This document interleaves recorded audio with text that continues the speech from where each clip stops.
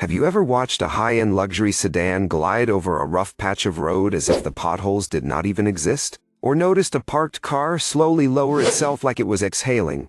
That is the magic of an air suspension system, often referred to by Mercedes-Benz owners as Airmatic. Unlike traditional cars that use steel coil springs to hold the vehicle up, this system uses tough rubber bellows filled with compressed air. The beauty of this technology lies in its versatility. It allows you to have the best of both worlds. When you are cruising on the highway, the system can lower the car by roughly 1 inch to improve aerodynamics and stability, making the car cut through the wind more efficiently. But when you navigate through a city with steep driveways or massive speed bumps that would normally scrape the bottom of your bumper, you can push a button to raise the ride height, giving you that critical extra clearance to pass safely. This isn't just about showing off.